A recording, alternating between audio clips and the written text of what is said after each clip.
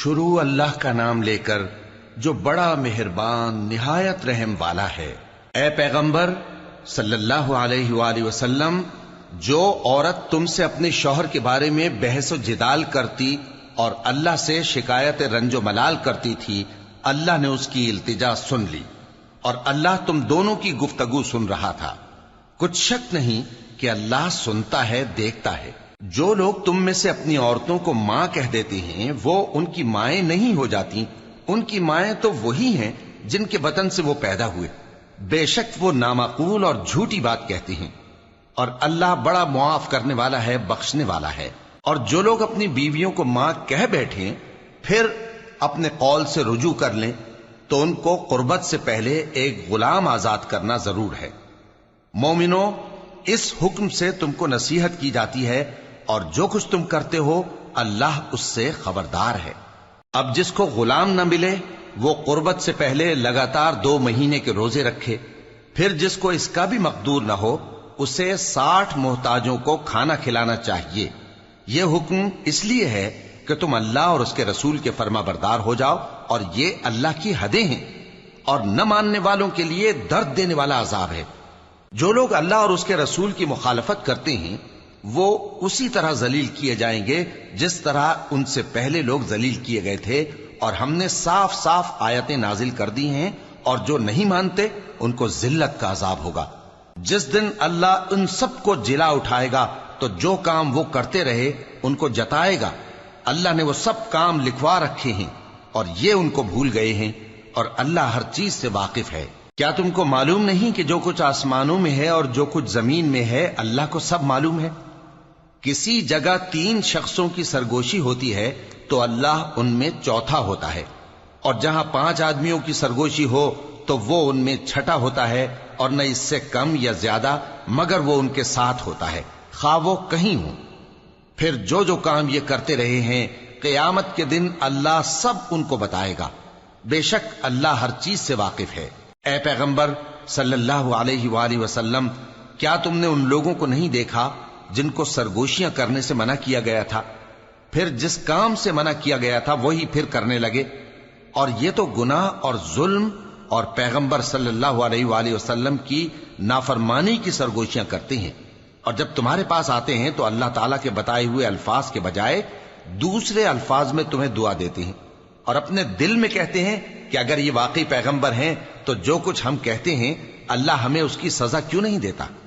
اے پیغمبر صلی اللہ علیہ وآلہ وسلم، ان کو دوزخ ہی کی سزا کافی ہے، یہ اسی میں داخل ہوں گے اور وہ بری جگہ ہے۔ مومنو، جب تم آپس میں سرگوشیاں کرنے لگو تو گناہ اور زیادتی اور پیغمبر کی نافرمانی کی باتیں نہ کرنا، بلکہ نیکوکاری اور پرہیزگاری کی باتیں کرنا، اور اللہ سے جس کے سامنے جمع کیے جاؤ گے ڈرتے رہنا۔ منافقوں کی سرگوشیاں تو شیطان کے اکسانے سے ہیں، جو اس لیے کی جاتی ہیں کہ مومن ان سے رنجیدہ ہوں، مگر اللہ کے حکم کے سوا ان سے انہیں کچھ نقصان نہیں پہنچ سکتا۔ تو مومنوں کو چاہیے کہ اللہ ہی پر بھروسہ رکھیں۔ مومنوں، جب تم سے کہا جائے کہ مجلس میں کھل کر بیٹھو تو کھل کر بیٹھا کرو، اللہ تم کو کشادگی بخشے گا، اور جب کہا جائے کہ اٹھ کھڑے ہو تو اٹھ کھڑے ہوا کرو۔ جو لوگ تم میں سے ایمان لائے ہیں اور جن کو علم عطا کیا گیا ہے اللہ ان کے درجے بلند کرے گا، اور اللہ تمہارے سب کاموں سے واقف ہے۔ مومنوں، جب تم پیغمبر کے کان میں کوئی بات کہو تو بات کہنے سے پہلے مساکین کو کچھ خیرات کر دیا کرو، یہ تمہارے لیے بہت بہتر اور پاکیزگی کی بات ہے، اور اگر خیرات تم کو میسر نہ آئے تو اللہ بخشنے والا مہربان ہے۔ کیا تم اس سے کہ پیغمبر کے کان میں کوئی بات کہنے سے پہلے خیرات کرو ڈر گئے؟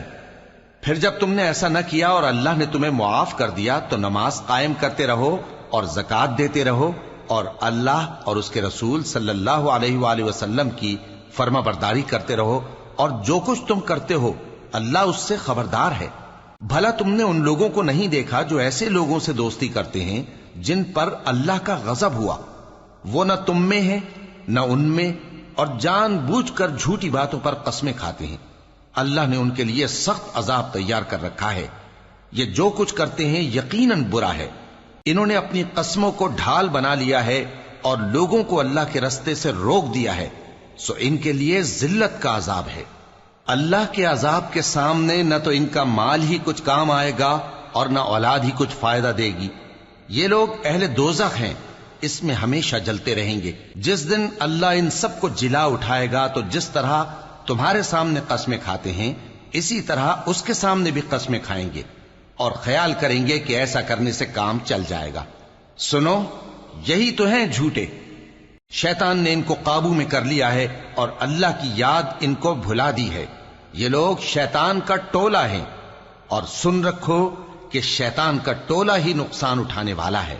جو لوگ اللہ اور اس کے رسول صلی اللہ علیہ وآلہ وسلم کی مخالفت کرتے ہیں وہ نہایت ذلیل ہوں گے۔ اللہ نے یہ بات لکھ دی ہے کہ میں اور میرے پیغمبر ضرور غالب رہیں گے۔ بے شک اللہ زور آور ہے، صاحب اقتدار ہے۔ جو لوگ اللہ پر اور روز قیامت پر ایمان رکھتے ہیں تم ان کو اللہ اور اس کے رسول صلی اللہ علیہ وآلہ وسلم کے دشمنوں سے دوستی کرتے ہوئے نہ دیکھو گے، خواہ وہ ان کے باپ یا بیٹے یا بھائی یا خاندان ہی کے لوگ ہوں۔ یہ وہ لوگ ہیں جن کے دلوں میں اللہ نے ایمان کو نقش کر دیا ہے اور اپنے فیض سے ان کی مدد کی ہے، اور وہ ان کو بہشتوں میں جن کے نیچے نہریں بہ رہی ہیں داخل کرے گا، جن میں وہ ہمیشہ رہیں گے۔ اللہ ان سے خوش اور وہ اللہ سے خوش۔ یہی لوگ اللہ کی جماعت والے ہیں۔ سن رکھو کہ اللہ کی جماعت والے ہی کامیاب ہوں گے۔